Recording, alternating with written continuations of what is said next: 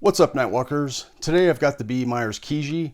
Now this is the K1-10, which is the 10-degree version of the KIJI, and I'm also going to go over the Steiner OTAL-C because it goes fantastic with it. Before I get going in this video, I just have to make this clear for anybody who's new to the channel that I work for TNVC, and as such, I get access to gear sometimes to check out, and in this particular case I had access to both of these, and so these both belong to TNVC, the KIJI and the OTAL-C. And while I've had a chance to use them, I think they're pretty slick combined together. The KIJI is pretty awesome anyways, but together as a package, it's pretty awesome. So anyways, that's why I'm doing the video for you guys, and also just to kind of back up into that to you guys who are new to the channel. I started this channel a long time ago. It has nothing to do with TNVC. It's not part of my job. It's my side gig. I just kind of like doing this for fun. Not my primary thing. I'm not a professional content creator by any means. So anyways, I feel like this is a pretty cool combo I want to share with you guys, and so that's why I'm making the video. Now, before I get into the devices themselves, I just want to go over this setup right here, what it is, because I know there's a lot of new people to night vision right now, and I just want to explain what this whole thing right here is meant to accomplish. And so what you're looking at is an upper receiver from an AR-15 type platform. This is a pressure pad system. What the pressure pad does is it fires the devices, and by fire I mean it activates the devices.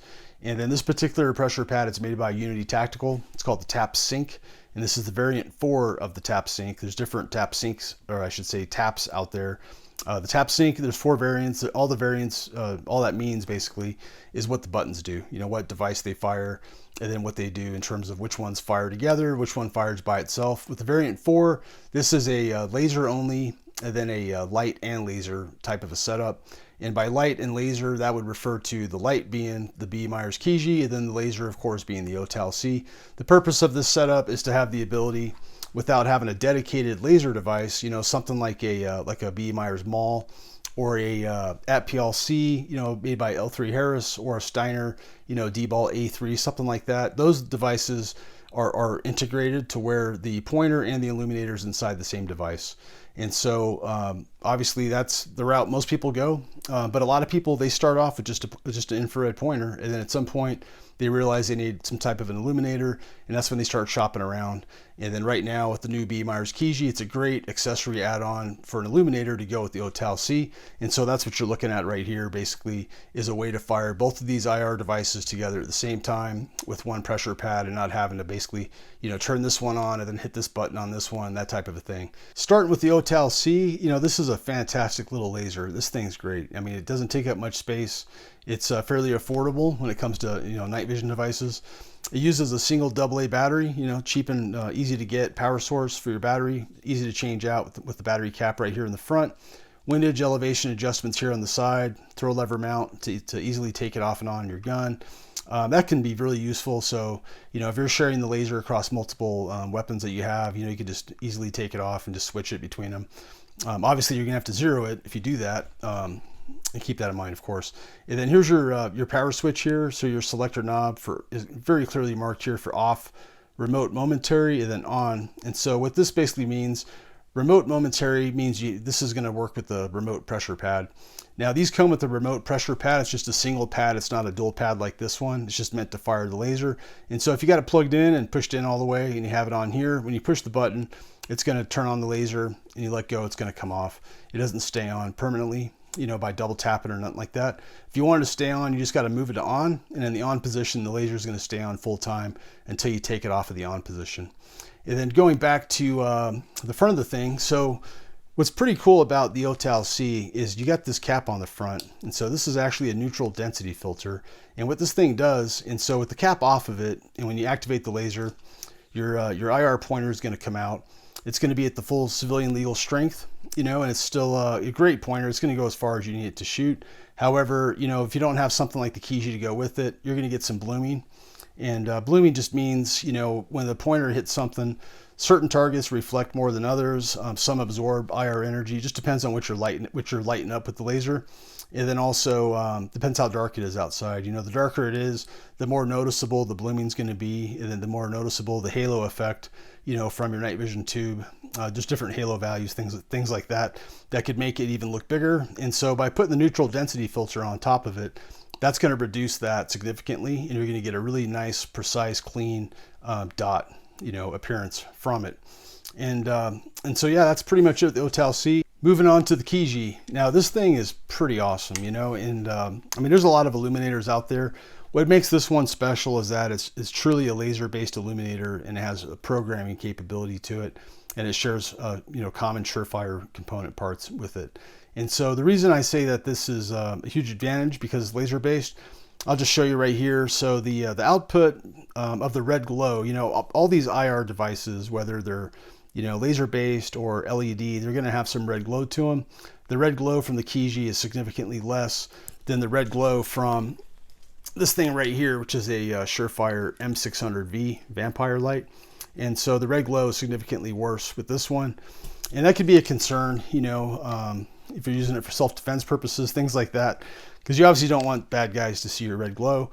It could also be useful if you're hunting. You know, there's definitely been guys who've reported that animals have seen the red glow from LED illuminators and took off. It's a common misconception. You know, some people say, they'll swear that animals see IR, but you know, most of the times they're most likely seeing the red glow and not the IR itself, or you just busted yourself, you know, making noise or something like that. But anyways, significantly less red glow with the B. Meyers KIJI. Now this head part right here, now you can rotate this bezel piece.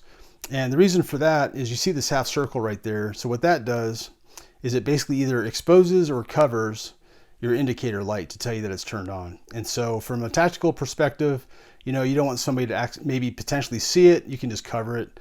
You want to see it. That's the head. You put that back tight. You just put it back on there so you can see it, as well as it places your position for the diffuser cap right here. So just makes it easier to get to if you can put it where your thumb can reach it better.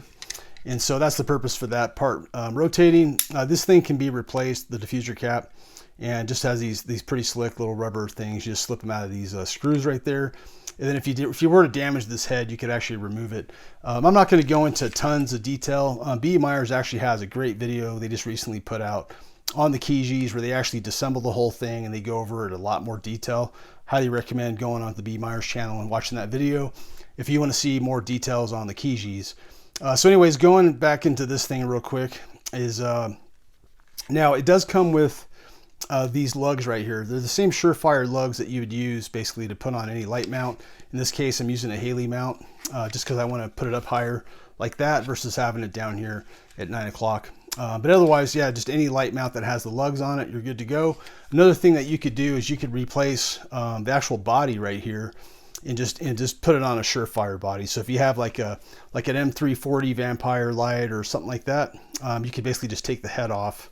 And this is also how you change the battery, and just stick this on your Surefire body and whatever you want to do with your tail cap, you know, whether it's you want to keep the KIJI one or put a Surefire one on, whatever the case is. And then that's another huge advantage. Like in this case, I've got the Surefire UE07, so Uniform Echo 07.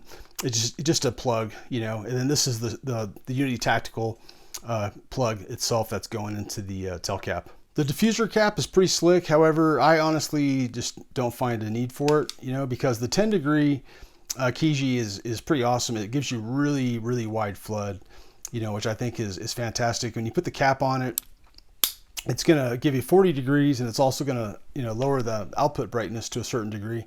And for myself, you know, I don't really find the 40 degree to be, you know, tremendously useful compared to the 10. I think the 10 does more.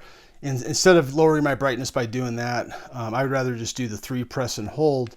And so what I mean by that is the way that you switch between, let's say, you know, high power or whatever power setting that you want to put it on. You know, these things are programmable. You just go in your manual, you can program it how you want. So anyways, you know, whatever setting it's on, let's say this one's on high. I press my button, I get high output. I want it to be less bright. I just do a 1, 2, 3, and on that third one you hold it, so it's 1, 2, 3.